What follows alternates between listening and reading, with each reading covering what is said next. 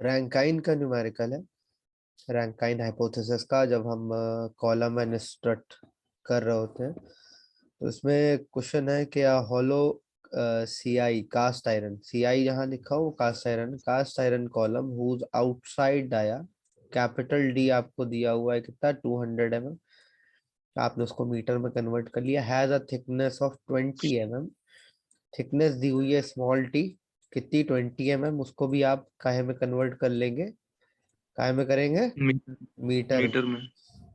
ठीक है, क्यों, आगे नीचे आपको देखे सिग्मा सी की वैल्यू मीटर पर मीटर स्क्वायर में दी हुई है। It is 4.5 metre long and it's fixed at both ends, इसकी टोटल लेंथ जो है वो 4.5 मीटर है और दोनों एंड पे फिक्स है, तो फिक्स एंड कंडीशन को ही हम यूज करेंगे, इसके दोनों एंड फिक्स है। Calculate the safe load, safe load निकालना है तो आपको फैक्टर ऑफ सेफ्टी दिया होगा, ठीक है, ये आप याद रखेंगे। Calculate the safe load by Rankine Gordon formula using factor of safety of 4। आपको यहाँ पे सिग्मा सी की वैल्यू दी है कितनी, 550 मेगा न्यूटन पर मीटर स्क्वायर, और स्मॉल ए जो कांस्टेंट है उसकी वैल्यू 1/1600 दी हुई है। कास्ट आयरन के लिए ए की वैल्यू 1/1600 होती है, हम लोग पहले डिस्कस कर चुके हैं। तो हम लोग स्टार्ट करते हैं न्यूमेरिकल। तो थिकनेस दी हुई है 20 mm, आप इंटरनल डायमीटर निकाल सकते हैं कैसे, आपको उस दिन ही बताया था, कोई भी हॉलो अगर सिलेंडर है, अगर उसका आउटसाइड डायमीटर हमें कैपिटल डी दिया हुआ है, तो स्मॉल डायमीटर होगा कैपिटल डी में से स्मॉल टी 2 बार रिमूव कर देंगे, इधर और इधर, तो हमारा स्मॉल डी आ जाएगा। स्मॉल डी आप निकाल लिया, क्या स्मॉल टी आपको पता है, लेंथ आपको पता है, एरिया क्या होगा, π/4 capital D square minus small D square, area of column.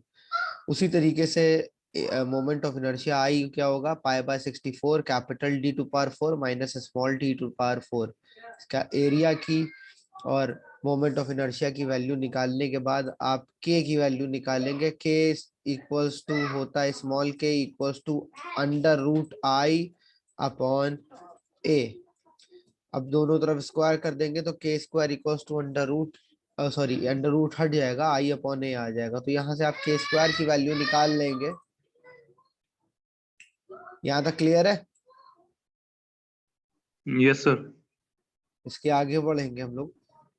अब हमारे पास कंडीशन जो दी हुई है वो ये दी हुई है कि हमारी जो कॉलम है उसके बोथ एंड दोनों एंड फिक्स है, हमारा ये हॉलो कॉलम है, इसके दोनों एंड फिक्स है। बोथ एंड फिक्स के लिए जब एल वाई। बकलिंग होती है तो का सॉरी यहाँ से नहीं होती, यहाँ बीच से होती है, तो एल ई जो इफेक्टिव लेंथ है वो होती है L/2 के बराबर, तो यहाँ से आप एल ई की इफेक्टिव लेंथ की वैल्यू निकाल लेंगे। उसके बाद आप पी रैंकाइन के फॉर्मूला जो होता है sigma C into A upon 1+A LE² upon K², उसमें वैल्यूज रख के पी रैंकाइन की वैल्यू निकाल लेंगे। जब आपको पी रैंकाइन यानी कि रैंकाइन लोड की वैल्यू निकल आएगी तो आप सेफ लोड के फॉर्मूले में रख के P Rankine divided by factor of safety आप सेफ लोड की वैल्यू निकाल लेंगे। क्लियर है? Yes sir. Compare the crippling load given by Rankine and Euler's formula for tubular strut. Tubular means hollow ही होगा, ठीक है। क्रिपलिंग लोड कंपेयर करने हैं किसके, रैंकाइन के और आइलर के, मतलब हमें पी रैंकाइन भी निकालना पड़ेगा और पी आइलर भी निकालना पड़ेगा। स्ट्रट की लेंथ दी हुई है 2.25 मीटर लॉन्ग, हैविंग आउटसाइड और inside diameter, outside diameter 37.5 mm, inside 32.5 mm, loaded through pin jointed at both ends, दोनों एंड पे पिन जॉइंटेड है, means L E equals to L sir. L, pin L. Joint में दोनों effective length बराबर होती है, length के बराबर होती है, ठीक है। द यील्ड स्ट्रेस कितना दिया हुआ, 315 मेगा न्यूटन पर मीटर स्क्वायर, स्मॉल ए की वैल्यू इतनी दी है और आपकी इलास्टिक मॉडुलस की वैल्यू दी हुई है। If the elastic limit of the material is taken as इतना, then for what length of the stretch does the Euler formula cease to apply. पहला केस तो ये दिया आपको कि आपको रैंकाइन और आइलर फॉर्मूले को कंपेयर करना। दूसरा है कि अगर ये ई की वैल्यू के मटेरियल की 200 मेगा न्यूटन, यहाँ पे तो गीगा न्यूटन दी हुई है, मेगा न्यूटन, तो किस लेंथ तक आपकी स्ट्रट जो है वो आइलर फॉर्मूले के लिए सीज कर जाएगी, मतलब किस लिमिट तक रहेगी। तो ये हमें दो चीज इस क्वेश्चन में निकालनी है। आगे बढ़ से आउटसाइड डायमीटर, इनसाइड डायमीटर, ये सब दिया हुआ है इसमें। लेंथ ऑफ स्ट्रट दी हुई है।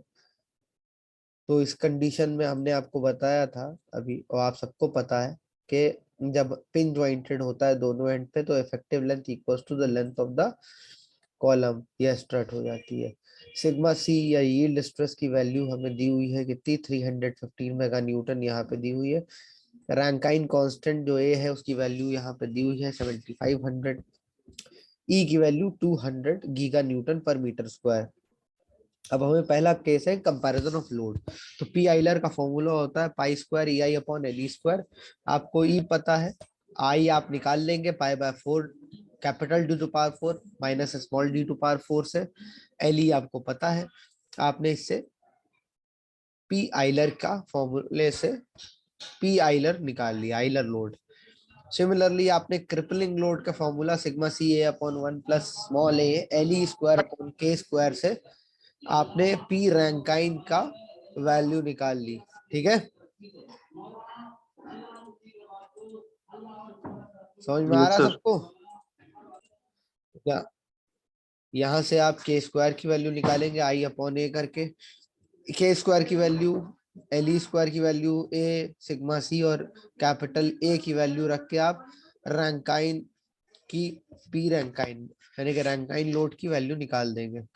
आपको आइलर लोड की वैल्यू पता चल गई, रैंकाइन लोड की वैल्यू पता चल गई। अब दोनों को आप डिवाइड कर देंगे, P Euler upon P Rankine. तो क्या आपको कंपैरिजन करना है ना, तो आपको रेशियो आ जाएगा। यही कंपैरिजन है पी आइलर और पी रैंकाइन में, रैंकाइन लोड और आइलर लोड में कंपैरिजन है। अगला कह रहा है कि सर इसमें हम Euler to Rankine to Euler नहीं कर सकते हैं सर? भाई क्वेश्चन क्या कह रहा है आप पहले वो पढ़ेंगे समझेंगे। क्वेश्चन कह रहा है कि आपको कंपैरिजन काहे में करना है, load given by Rankine's and Euler formula. हाँ दोनों कर सकते हो, कोई दिक्कत नहीं। ठीक अगर है, सर इसमें उल्टा किया जाए उल्टा सीधा कुछ भी कर सकते हैं। देखिए कंपैरिजन है, तो सर आप आउटपुट चेंज रेशियो, होगा ना? सुनिए, हाँ रेशियो जब निकालेंगे तो रेशियो में तो आपको P Euler upon P Rankine निकालेंगे। पी रैंकाइन आप इधर ले जाएंगे तो पी रैंकाइन यहाँ पे आएगा, तो पी आइलर की पी रैंकाइन के टर्म्स वैल्यू आ जाएगी। उल्टा करेंगे तो पी रैंकाइन की पी आइलर के टर्म्स में वैल्यू आ जाएगी। तो वो कोई ज्यादा हार्ड चीज नहीं है। ठीक है, आप रिवर्स भी कर सकते हैं, कोई दिक्कत नहीं। नेक्स्ट पार्ट क्या कह रहा है, आपको लेंथ ऑफ स्ट्रट निकालना है जब आइलर स्ट्रेस 200 मेगा न्यूटन पर मीटर स्क्वायर हो। ठीक है, तो आइलर लोड, क्योंकि ये स्ट्रेस है, स्ट्रेस होता है लोड अपॉन एरिया। ठीक है, पता है ना सबको? Yes sir. तो Euler load upon area, Euler load आपका क्या है, pi square I upon L E square, और एरिया नीचे हमने ए एज इट इज रख दिया है। ठीक है, तो यहाँ से आई की वैल्यू हमने क्या रखी, ए के स्क्वायर, यहाँ से ए कैंसिल हो गया, के square upon L E square बचा। ठीक है, कोई दिक्कत तो नहीं?